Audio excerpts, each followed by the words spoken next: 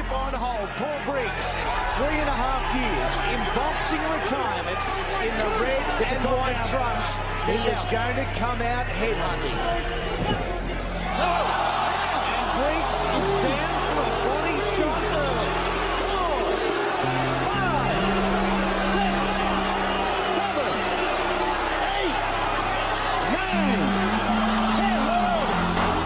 36-minute night, 12 3-minute rounds. Roy Jones Jr. is down. He's gone. When you beat a legend, you become a legend. And Johnny. Right. Okay, fuck.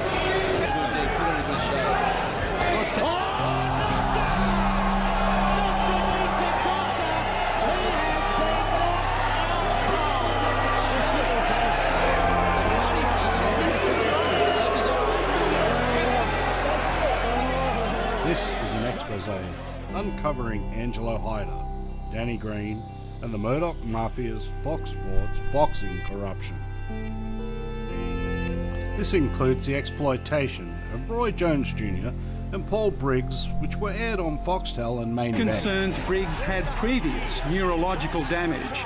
It appeared the challenger was making sure there was no present danger of more. I'm Johnny Noctor.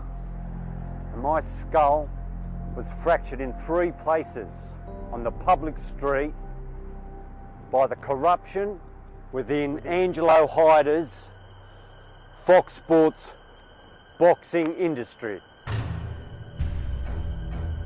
And my books, Coward Punch Corruption and Boxing Exploitation, have all of the compelling evidence of this truth that the owners of Foxtel and Fox Sports, the Rupert Murdoch media, are keeping from being known to protect Australia's biggest Stop the Cowards Punch fraud, Danny Green. After I came out of a coma in a neuro trauma ward with my skull fractured in 3 places, outside of Grant Brown's and Angelo Hyder's boxing promotion, Grant Tassie Brown then punched a 70-year-old John Edward Lane on the Sydney to Manly ferry, fracturing his skull in 3 places. So I'm suggesting that there's no regulated boxing association, commission or anything in Australia. During the years Andrus Nagy and Alex Slade were dying in the boxing ring, the Rupert Murdoch media, News Corp and Fairfax were keeping all this from being known, while Danny Green was trying to kill Roy Jones Jr. with illegal hand wraps, and also Danny Green coward punched Paul Hurricane Briggs. Paul Briggs had been retired from boxing for 3.5 years for severe neurological problems. The wonderful Johnny Lewis, Jeff Fennick and all the good guys stopped the fight. But yet Danny Green and Angelo Hyder got him to Perth anyway and had him on the deck at the start of the first round. Concerns Briggs had previous neurological damage. It appeared the challenger was making sure there was no present danger of more.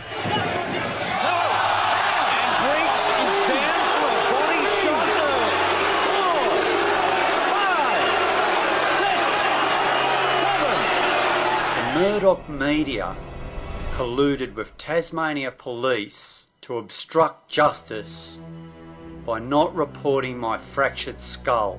The year after my head injury, I was knocked unconscious on the Murdoch's Fox Sports. For any of you rugby league fans out there, something to think about. Does Sean Robb look like a mini-me version of Mitchell Sargent, formerly of the North Queensland Cowboys?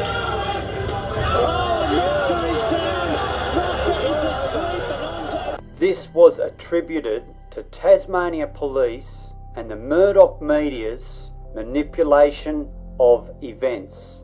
With continuing violation, the Murdoch media then reported untruths, lies, that I'd assaulted police a year after my skull fractures.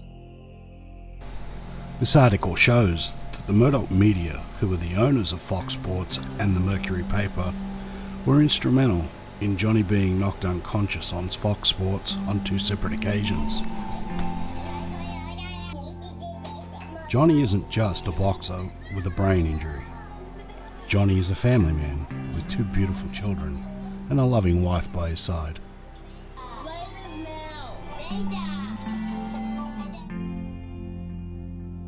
My sister Paula Noctor is here with me, and she's been by my side supporting me since I started fighting on Angelo Hyder's Fox Sports boxing promotions in 2004. Thank you, Johnny.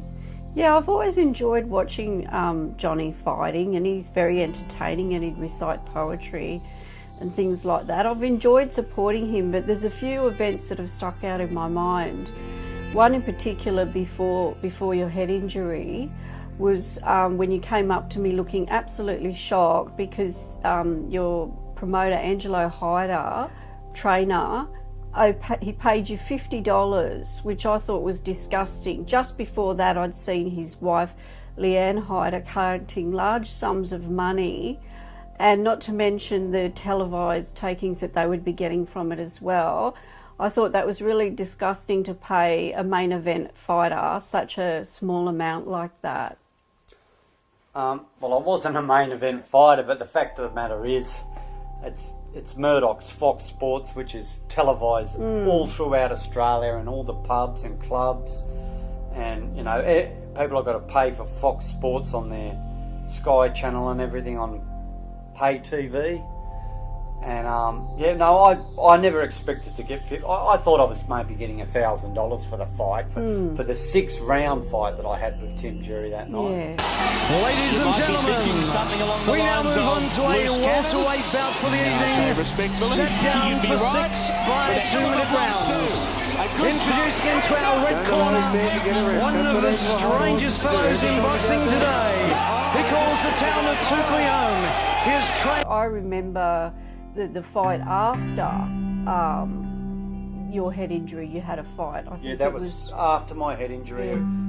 That was the Fox Sports fight with Chewy Hanlon. Yeah. You're probably thinking about. Yeah. You came to that one. Yeah, I came to that one, and I was under the impression that your trainer Angelo had said that you know, Danny Green was going to be in your corner and support you.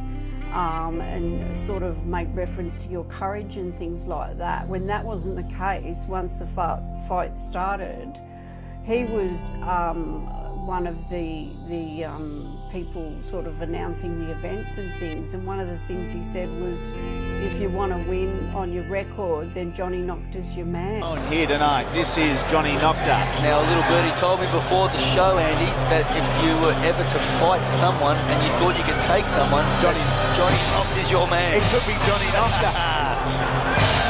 It could well be Johnny Noctor. When we thought that he was supposed to be actually being in Johnny's corner and supporting him, and not that much later in the night, he actually said, I wonder what's in Johnny's water bottle. And it was just awful to see someone with a head injury who's having the courage to get up and fight after they'd manipulated him, to ridicule him, and for a boxer. In the gym, Angelo Hyder had told me that, because Danny Green's his main fighter, and Danny Green's trainer Angelo Hyder's in my corner, and Angelo told me in the gym a week before the fight that as a personal favour to him, that Danny Green was going to walk me to the ring. I mean, that's a bit different to saying if you want to win on your record, Johnny Noctor's your man. I mean, come on! I thought that fight they were going to make up to me for their mate Grant Brown having my skull fractured on the street and everything. I thought they were starting to come my way, you know, the great Danny Green. Yeah, and instead it was the opposite. It was almost like trying to psych him out. Like, for a boxer, even I know that you've got to sort of psych yourself up. That can really deflate someone. I think it was really cruel, to be honest. know, the fact that Chewy Hanlon, 220-pound man, hit me after the bell. I'm not saying that Angelo Hyder told him to, if I was beating him, but I was beating him, and Angelo wasn't giving me a stall between rounds, and he did hit me after the bell. In a pretty fashion, and it's not going to get any better in that regard. A little bit of feeling in this one, and again. The last thing I remember in the fight was that punch at the end of the second round after the bell, but it was the next round when I had the seizure. But like I say, Angelo Hyder and his boys that moved to Perth with him, that I'd helped them out too, they all knew about my head injury. It just sounded to me like when Danny Green was commentating, it sounded to me like he knew all about my head injury, and that they're sadists. Yeah. They're sadists. Yeah, I feel like Johnny was taken advantage of when he was desperate as well. He had a child on the way at some points, and they knew that he wanted to go out with a win or, you know, something good at the end of his boxing career. But in reality, it was more seemed like it would be easier for them if he just disappeared or died in the ring. The book I've published, Coward Punch Corruption, has all the truth, the evidence, all the false and misleading statements Senior Sergeant Lawrence Smith ended up doing 18 months after my head injury. He even forged a 3-page statement, and I've put that statement in my book. He forged that to protect criminals that he told me himself, Grant Brown, sells ecstasy tablets. He said Eckie tablets all over Hobart, which I actually knew because I used to see Grant Brown doing it. Back at that time, I had no idea that Grant Brown had a political Arnie Carroll Brown, the head Labor politician for Hobart, Tasmania. I had no idea that's why he told me Danny Green and Angelo Hyder had a lot of respect for him. I didn't know what he was going on about. I just knew he was a criminal. I didn't know that him and the Barossa Valley boxers, my sparring partners, who had a bare concrete ring floor in their gym I would train in, I did not know back then that they were responsible for my fractured skull and near death. Though Senior Sergeant Lawrence Smith and Tasmania Police knew all along.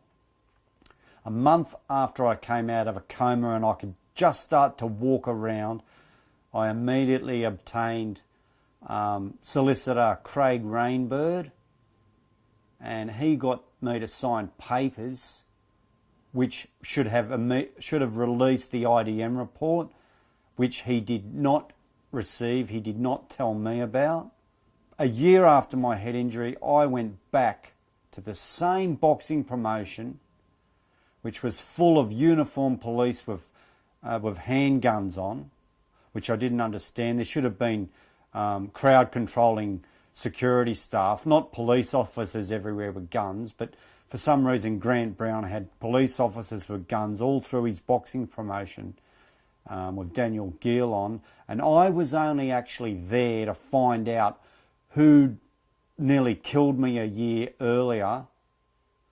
And after asking these police that night, I'd just gotten out of my car and I immediately began asking them if they knew who nearly killed me a year ago with skull fractures.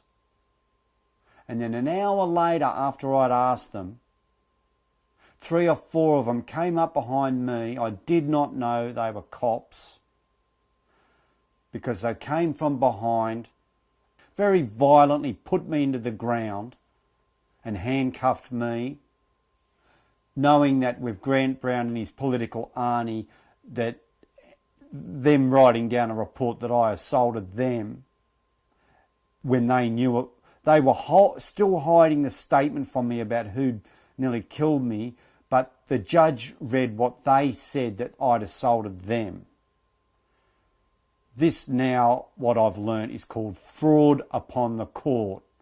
Malicious prosecution on a victim who's trying to obtain justice for attempted murder. Danny Green will not give up his rival Anthony Mundine for doing hand pads with Grant Tassie Brown in their corrupt boxing gym, paid for by the Australian government and promoted by the ABC News.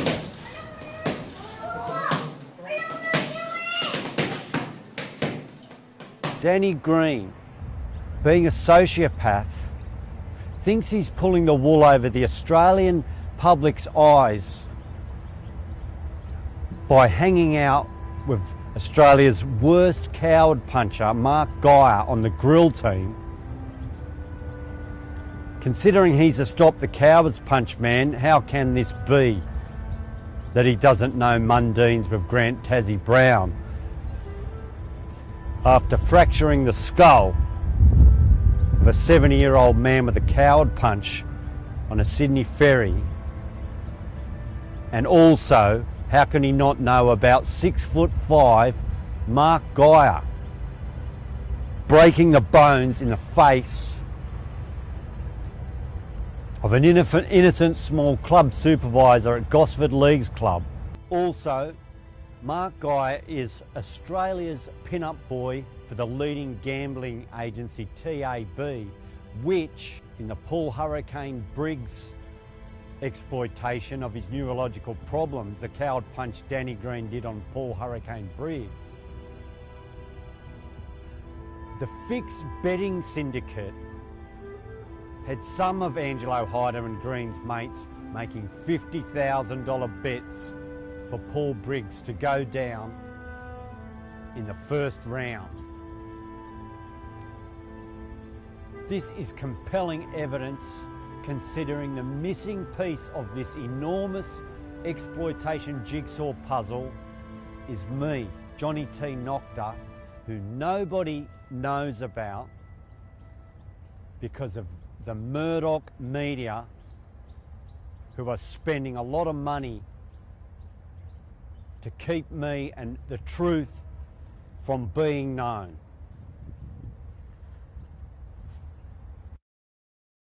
No, I don't think it even hit him. Take us what your actual thoughts were of that first 30 seconds of the fight.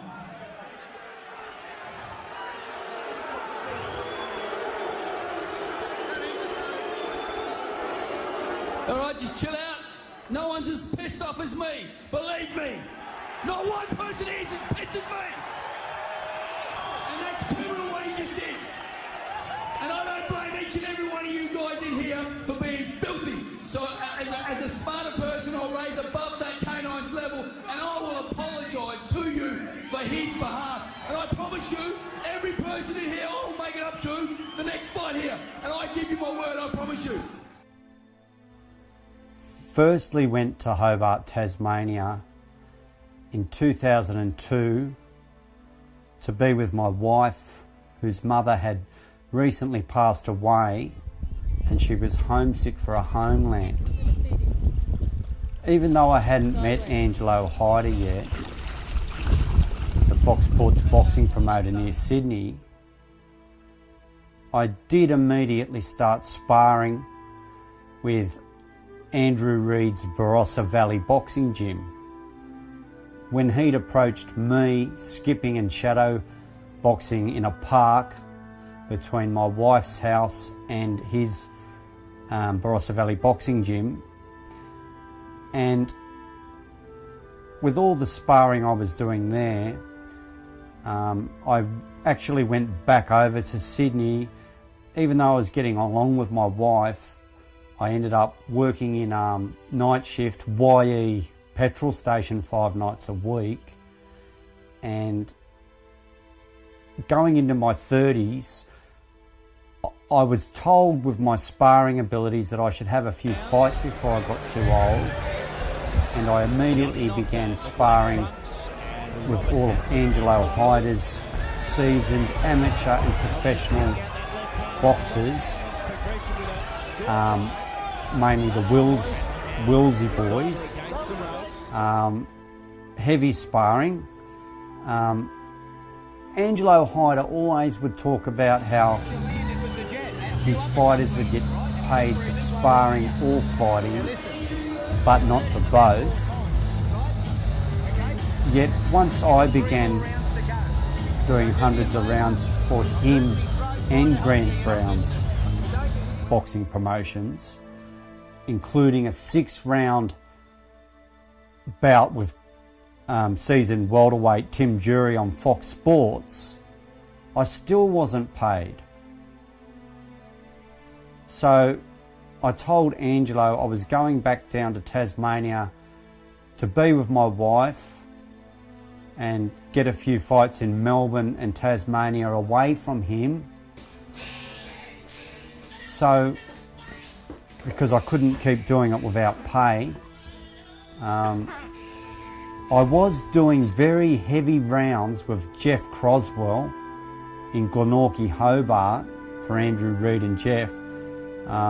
Wasn't paid there.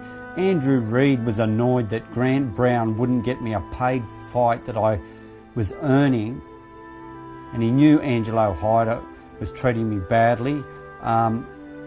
That's when I next came out of a coma in Hobart Hospital Neurotrauma Ward. And while I was in a coma, the Tasmania Police immediately began withholding evidence, including the closed circuit television camera footage of my assault. They immediately hid the witness's statement of all the people that rang to the police to let them know that a heavyweight Barossa Valley boxer with a shaved head, in my opinion, either Andrew Reid or Jeff Croswell, had knocked me unconscious. And while I was in a coma in the hospital, Jared Adrian Faulkner, who wrote this IDM report about the serious assault upon me with a deadly weapon, he immediately began lying to the emergency triage staff while I was in a coma with multiple brain contusions, an extradural frontal lobe hemorrhage of the brain. I came out of a coma a few days later, and I was told I fell over drunk. I was told that after coming out of Grant Brown's boxing promotion, the assault on me causing the skull fractures didn't actually happen outside the boxing promotion.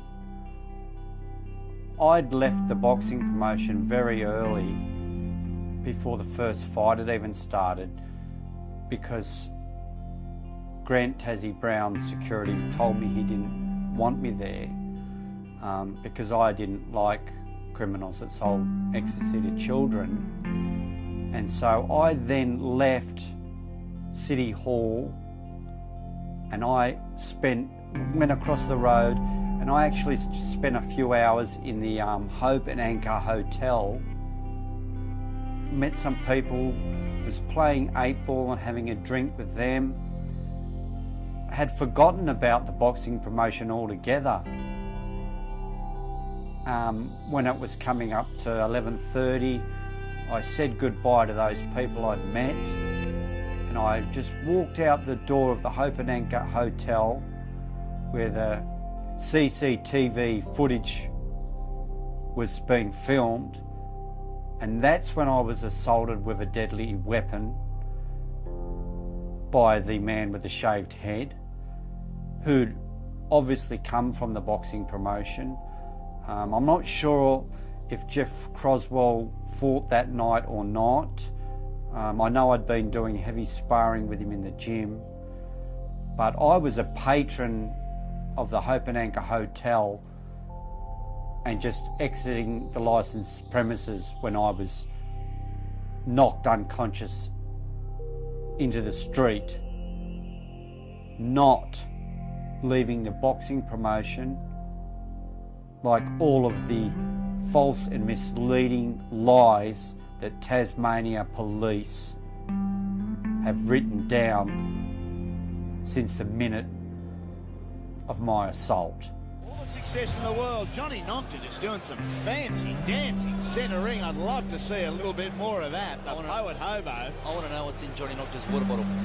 It's not water. Let's go to Rick Powell. Even though Tasmania police have hidden all the evidence on the heavyweight Barossa Valley boxer that nearly killed me, Jeff Croswell and Andy Reid were both there that night with shaved heads and Barossa Valley boxing shirts. They were the only two there. And later on, heavyweight Jeff Croswell, who was a known coward puncher in Hobart, later on killed a woman with his car, and the Tasmania police still refused to investigate the serious crime against me, which is a felony, especially considering that Grant Tassie Brown and Jeff Croswell are best friends. One fractures the skull of 70-year-old men on the ferry. The other killed a woman with his car. Senior Sergeant Lawrence Smith talks about Grant Brown selling ecstasy tablets in Hobart, which all of the Hobart community know about his criminal activity, leasing buildings off of churches and opening up strip clubs, where the News Corp media there did big paper articles there to sell the papers. Having Carol Brown and Grant Tassie Brown, the Murdoch media knew they could sell a lot of papers. In every state in Australia, together with Danny Green, in my opinion, politicians are working together to do favours for Murdoch, selling as many papers as they can. And in return, the Murdoch media do them favours, one of which is keeping Australia's worst boxing corruption with the ringleader, Angelo Hyder, Danny Green's trainer, from being known. Now, when Angelo Hyder and Danny Green were in Perth with all those fighters from New South Wales that moved over there with them, and they found out through Charlie Liparotta and other sources that I was going to publish my books, and they received synopsises for my books from Charlie Liparotta, and in my opinion Max Markson never got back to me, so I'd suggest he gave the synopsis to them. That's when they arranged for me to be silenced in the ring. They found out about the synopsises for my books and begun working out on how they were going to silence me. Therefore, while I was with Charlie Liparotta, the Wagga Wagga promoter, which with my courage, I'd even got a KO win on my record after my head injury, they then realised that with my synopsises for my books that I was going to expose them, that they're the worst boxing promoters since Don King. And as Alex Slade was dying in Queensland, taken from the ring unconscious to hospital, these evil men were calling my wife on her cell phone to try and get in contact with me, to get me back to their Rupert Murdoch Fox Sports enterprise. And I was trying to get away from them. My wife and I and our two babies now. I now had a 1-year-old daughter which they knew about. We escaped them to northern Queensland, and unfortunately I had my cell phone with me.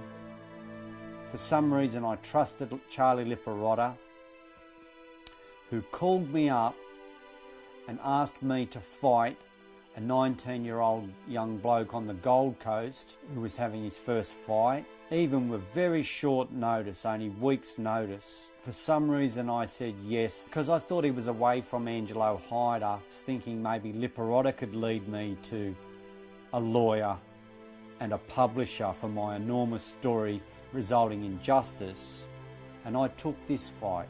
Alex Slade had died 2 months earlier, which I did not know about. My family, my mother didn't know about it.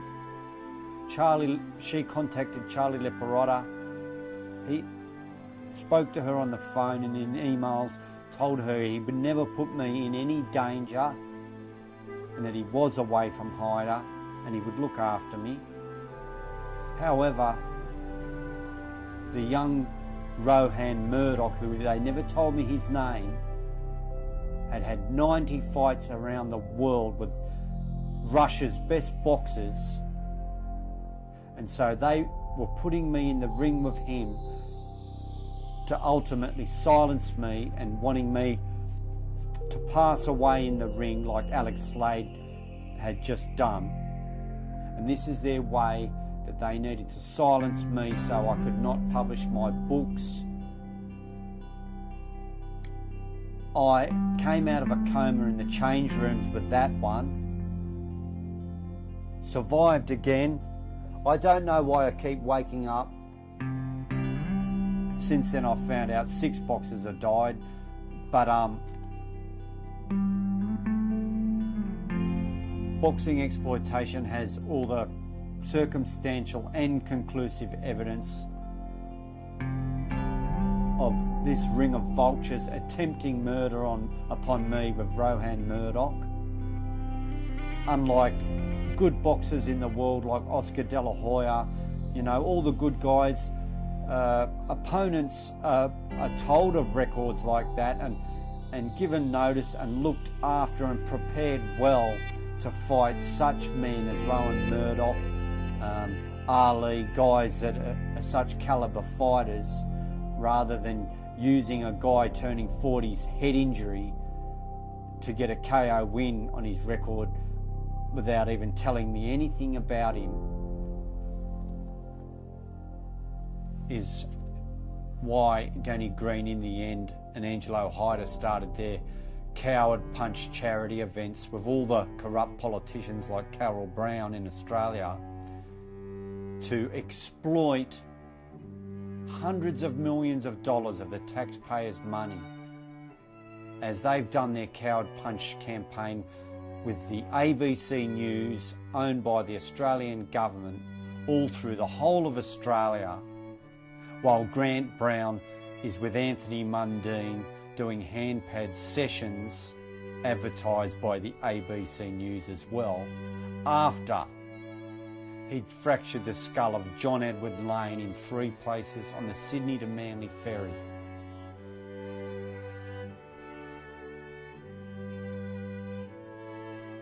What's been done to me, being knocked unconscious for 6 years so that Danny Green could then deceitfully steal my backbone against the coward's punch, campaign it into his charity events you charge for $350 a seat, Danny boy, before you get with the politicians to get their checkbooks out. How can the Murdoch media, the owners of Foxtel and Fox Sports, keep all this from being known if they're not together making their hundreds of millions, if not billions of dollars, considering Rupert Murdoch, with Danny Green? Australia's Stop the Coward's Punch. Boxing fraud. Johnny was invited to the United States to tell his story. They wanted to film the documentary, but they didn't want to pay Johnny what it was worth.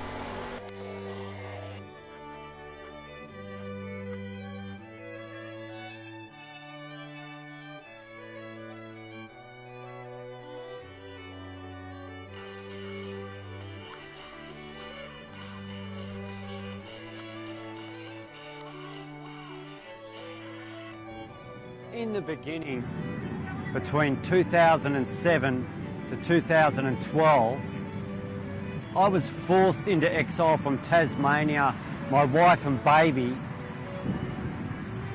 and I spent 1,500 nights sleeping in the woods at places like Shelley Beach in Manly, training in Costa Zoo's Boxing Academy near Sydney, and also Torquay and Tony Solder's in Geelong. And I wrote my memoirs down as they happened. So my first 2 books were novels concerning the seizures I was having while participating in the wonderful sport of boxing. Considering no one's ever done a story on my boxing career after a serious head injury, where I even ended up getting a KO win on my record when I escaped Angelo Hyder's Fox Sports industry.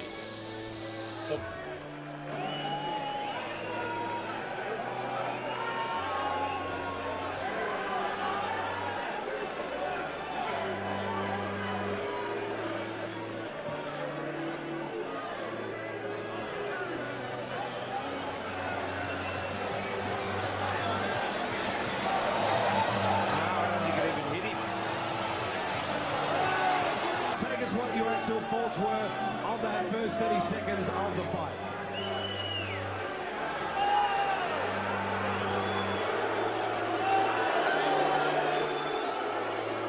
All right, just chill out.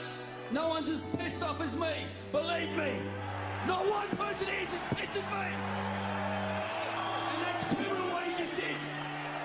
And I don't blame each and every one of you guys in here for being filthy. So as a smarter person, I'll raise above that canine's level, and I will apologise to you for his... Firstly, when I first started writing my books, was actually before my head injury. And I was using boxing to get over physical problems. Mainly, I'd recovered from my spinal and knee surgery, which I was using alcohol to numb the pain. And I just found that with boxing and swimming, cycling, that I would avoid the pain, and I was using sport to better my life physically, mentally. Firstly, I just love boxing. I just reckon it's a great sport. Soft ring, soft canvas, soft rope, soft gloves, and that's how it is in the ethical world with the good trainers. Boxing is so unregulated in Australia that the great Johnny Lewis and Jeff Fennick and all the good guys that have protested so much at Danny Green's unethical ways, that their main fighter and their closest friend, Tim Tszyu, was forced to fight on the last Danny Green boxing promotion. The only way you can get anywhere in Australian boxing is to go through Angelo Hyder and Danny Green. Otherwise, don't be involved in the sport of boxing. That's the way it is today. Over the years, Johnny has written 4 books, starting with The Boxer Hobo, The President, Coward Punch Corruption, and Boxing Exploitation. Johnny's new novel, America, Pikes Peak, will be coming out very soon, so check out one or all of his books. You can pick these up on his new website. Thank you very much for watching. We hope you enjoyed the show.